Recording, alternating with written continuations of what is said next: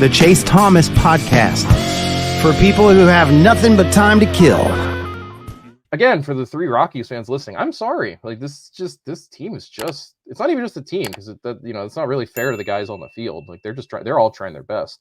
It's just a brain dead organization, when it comes to putting it together.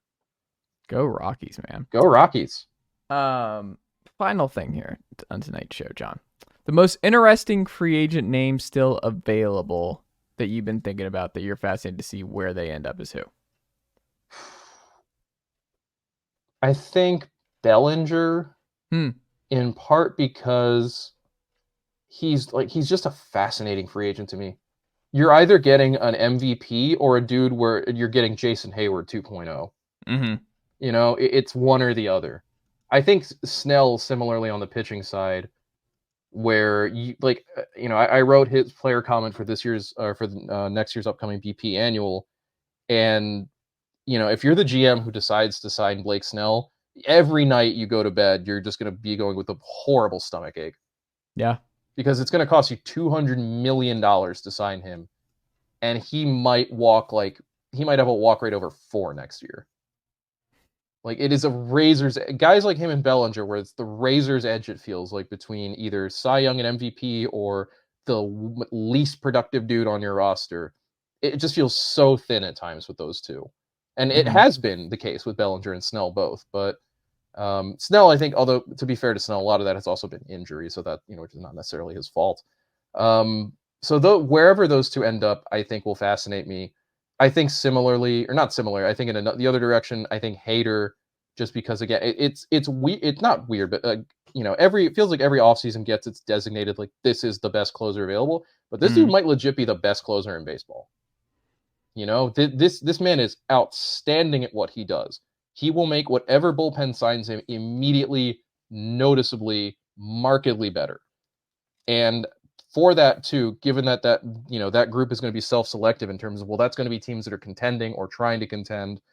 He might be a difference-making piece for whatever team gets him. And I think, like I said, with the Reds, I know they've already got not Raisel Iglesias, what I said before, Alexis Diaz. I don't know why Raisel Iglesias. I traveled back in time like 3 years. I know they've already got Alexis Diaz, and maybe not the best necessarily fit for Hader, but I think a team on that kind of cusp, a team that feels like it's in that 82 to 89 win window, where having a guy like Hader, worth 2 wins basically by himself, 2 or 3 wins, might be able to push you forward / over the top. I think, Chicago, if, the Cubs, better said, if they are working on Bellinger, I can also see them being a big team in on Hader.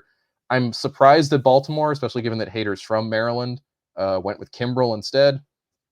Again, a team that doesn't really seem to know how to prioritize or not prioritize necessarily, but figure out how to win now and win later. It all just seems pushed toward win later and add guys who are cheap if we can now. But again, the Orioles are a whole other problem to try to figure out. I know Arizona's got Paul Sewald, but I would love to see the Diamondbacks add Hader too and give some more depth to that bullpen. I mentioned the Phillies as a good fit. I think that just makes so much sense for them to have a lockdown closer, to make, in particular, the 9th inning in the postseason that much easier for them, because I think it feels pretty safe to assume they're a postseason team. There are a lot of possibilities, I think, that make sense for Hader. And like I said, I think that is a guy who, when he signs, makes a material difference for a contending team, to the effect that they go from, again, depending on the team, it might go from, oh, maybe this team contends. No, this team feels like a legitimate contender now. And I think, there are a good handful of teams that could be the case for. I feel like, be the ultimate chaos move is the Braves signing Hader and just saying, screw it, it's all bullpen. Oops, all relievers. That's their plan. I don't want that. No, they're not going to do it. It doesn't make sense ultimately. Oh, the other team that I should have mentioned in Hader that makes a ton of sense for them, Texas. Yeah. The Rangers feel like a very, very likely Hader destination, given the fact that they effectively have no bullpen. Which, granted, did not stop them from winning the World Series, but... Would you say it's effectively wild? That's a different show, though. I mean, shout out Effectively Wild. Okay. We love Effectively Wild. We love Effectively Wild, don't we, folks? We love Effectively Wild. Even if a guy like Michael Bauman pops in, the South Carolina Gamecock himself. The South Misguided. Carolina Gamecock. But we'll get him there. I actually call him misguided because, for the sin of loving where he went to school. Misguided, John. We can't all be Tennessee Volunteers. No, but you are. You caught the fever 2 months ago, John. Like an actual fever? No, you caught the orange fever, the big orange fever. It's big the orange fever. one good kind of fever to catch. I The don't know. I lone don't- positive fever. Given where Tennessee's season ended up, and I don't actually know where Tennessee's season Hey, John, ended. what can the good folks check out from you and the team over at Fangraphs.com this week? I genuinely actually have no, which I'm sure I am not a college football fan. But how did Tennessee's season genuinely end up? Are they in a bowl? Are they going? We to a are. bowl? Go. Nicely done, nephew. The Chase Thomas podcast. Hell yeah.